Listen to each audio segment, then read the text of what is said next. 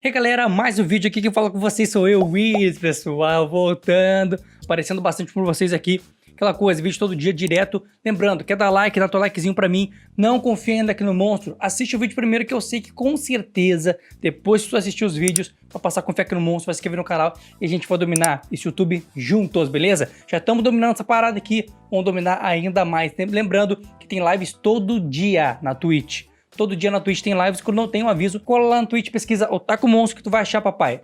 Pesquisa esse nomezinho que tá aparecendo na tela aqui, ó. Tu vai achar loucura, gritaria, não posso dizer o resto, mas lá na live eu digo, hein. Lá tá ligado, bagunça, mas bagunça no teu lugar. Então, sem enrolação, uma primeira pergunta que é do nosso amigo NoxFF, membro do canal, ele fala o seguinte: Monstro, Kakashi ganhou do Obito com o Rinnegan, certo? E todo mundo sabe que o Obito com o Sharingan amassa o Itachi. Não vou perdoar, vou xingar no Twitter hoje, muito. Pensando assim, Kakashi não ganharia do Itachi, pois Kakashi ganhou do Obito lá na dimensão do Kamui. Boa, irmãozinho, tu tá sendo muito literal, esse é o problema dos fãs de Naruto. Não é porque um personagem ganha de um, porque ele vai ganhar de outro, não tem nada a ver isso. Não é porque o Obito tem a possibilidade de ganhar do Itachi, e o Itachi tem a possibilidade de ganhar do Obito, que o Kakashi vai ganhar do Obito, papai. Não é assim que funciona, as coisas são totalmente diferentes. Lembrando, aquela luta que Kakashi e Obito tiveram não foi uma luta ele usando de fato os poderes do Rinnegan, irmão. Eles estavam lutando meio que para tirar toda aquela mágoa, para botar para fora todos aqueles sentimentos. E a maioria da luta ali foi mais taijutsu, eles pegaram mesmo no taijutsu, paulada, vem tranquilo, só que não estavam usando de fato os seus poderes, usando mesmo, no caso do Obito, os poderes do Rinnegan e tudo mais. Ele usou algumas coisas, por exemplo, como receptor negro de chakra, que ele usou como arma e tudo mais, e o Kakashi usou a kunai. Só que, mano, eles não estavam usando seus poderes máximos, nenhum dos dois. O Kakashi sim parecia estar usando seus poderes máximos. O Kakashi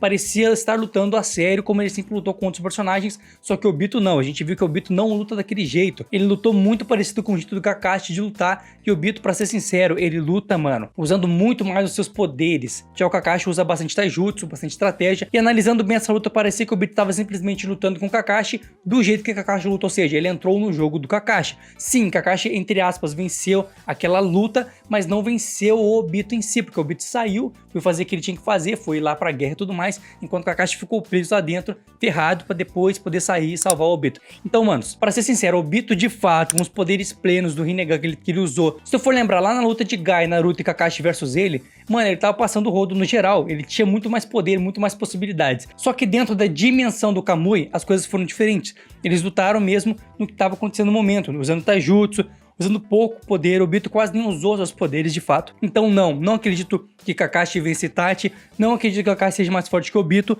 principalmente o Obito com o Rinnegan, irmão. Tem que pensar, tem que usar a cabeça, beleza? Mas qual a opinião de vocês? Deixem nos comentários. Obito venceria Kakashi, o Obito do Rinnegan, lembrando, e Kakashi venceria Itachi só por causa dessa questão aí? Deixem nos comentários e, irmãos, pensem. E aproveitando que eu tô aqui hoje, vamos fazer uma coisa especial. Vamos pegar os comentários do YouTube.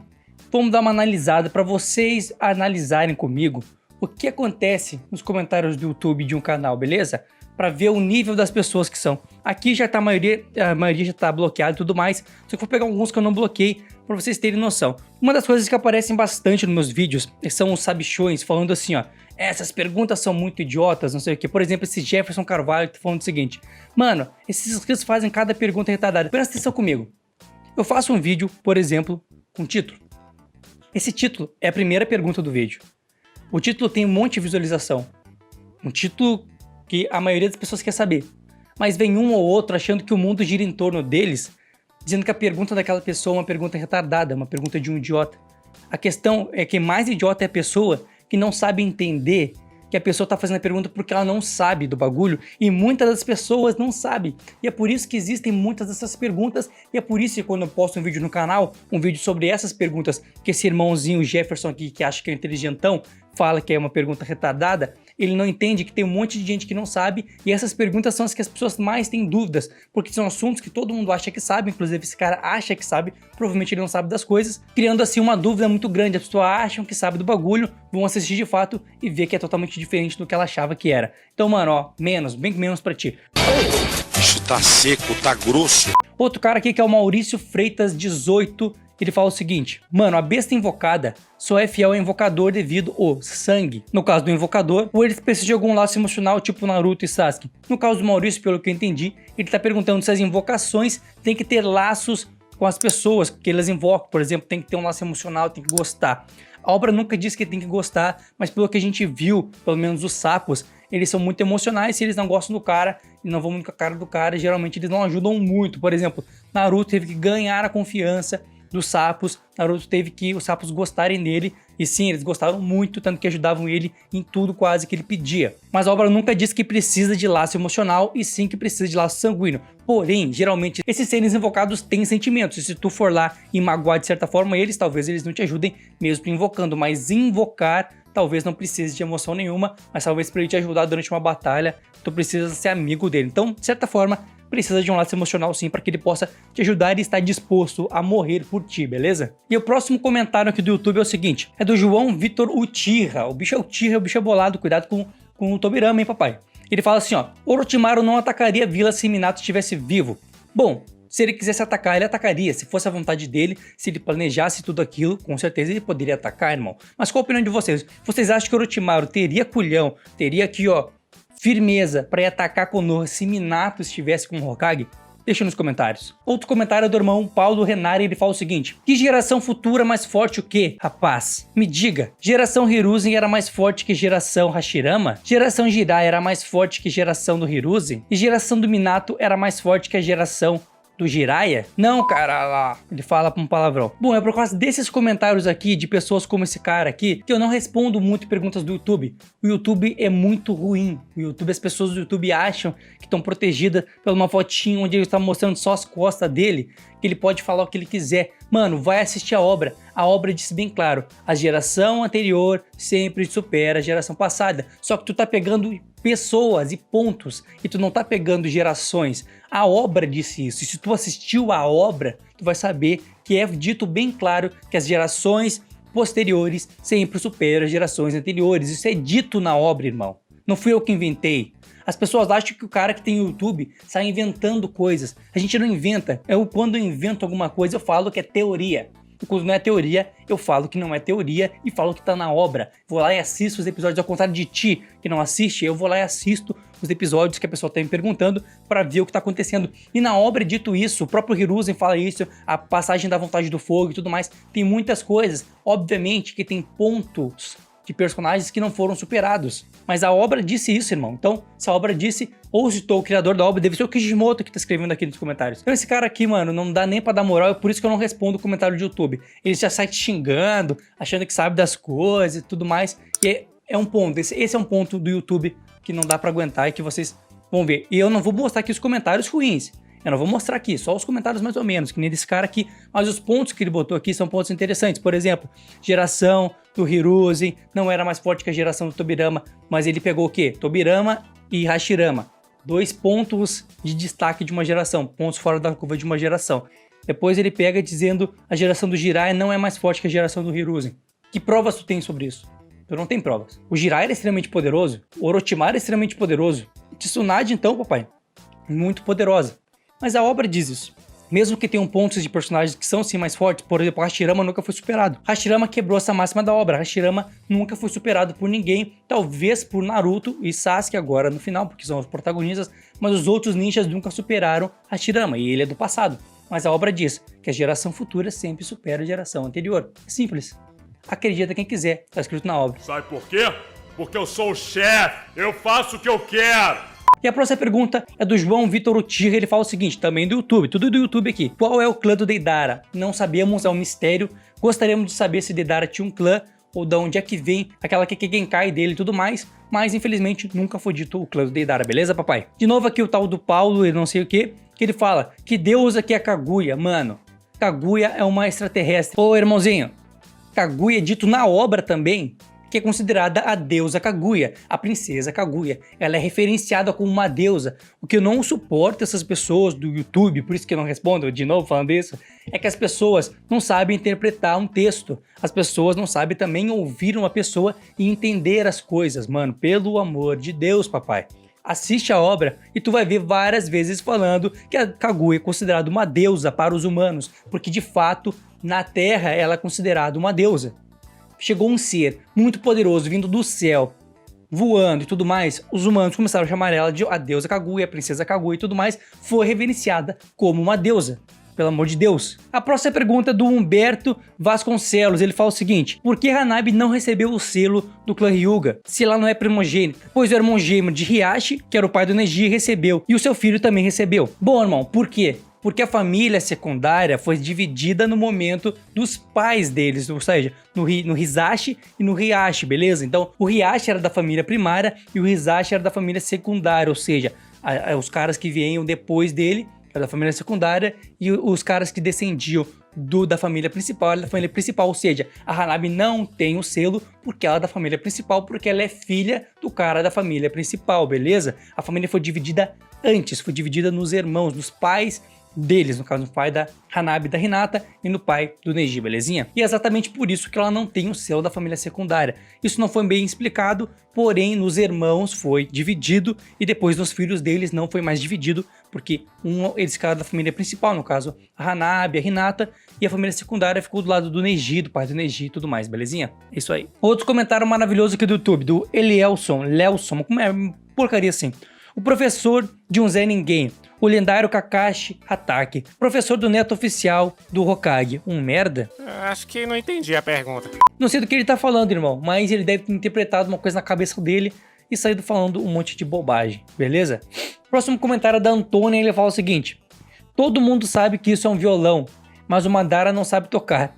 Então ele usa como uma arma. Pode ser, né, papai? No caso, ela tá falando no vídeo que eu fiz sobre o Gunbai de Madara. O que é o Gunbai de Madara? É aquele leque, aquela coisa que ele usava lá na Guerra Muito Bolado. Tem um vídeo aí no canal, papai. Pesquisa. O Gunbai de Madara. Belezinha? Vídeo bolado. E a Antônia falando aí, dando a opinião dela.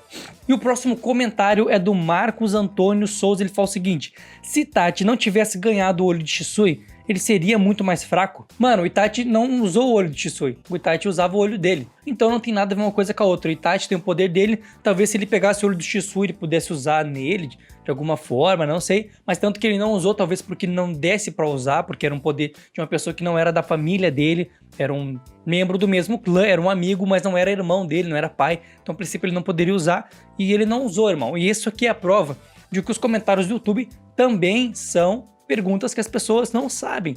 E o cara aqui não tem culpa de não saber dessas coisas e de perguntar. É a dúvida que ele tem. Então, se o meu quadro é respondendo perguntas, ele pode perguntar a dúvida dele. Se for uma dúvida que dê pra botar num vídeo, eu coloco simplesmente e vão brincando aí. Alguém sempre sai sanado da dúvida. O mundo não gira em torno de ti, seu boca de burro. Pode ter certeza. E eu tô falando isso pra quem comenta essas coisas de que os comentários do Instagram são ruins, do YouTube é melhor. Pra mim, até agora, é a mesma coisa. Tá até pior o do YouTube, por isso que eu não leio, nem leio quase os comentários do YouTube, porque, mano, é só gente chata. Mas, obviamente, no caso do Marcos, não tem nada a ver. O cara fez a perguntinha dele aqui, de boa, carinho e amor, beleza? Outro cara aqui do YouTube que fala é o Weberton Nascimento, inscrito no canal Bolado. Ele fala o seguinte: monstro, suas teorias são sensacionais. Obrigado, irmão. Eu faço o que eu posso aí pra gente fazer umas teorias brincando, sem muito roteiro, sempre na mentalidade aqui na hora, respondendo loucamente pra vocês.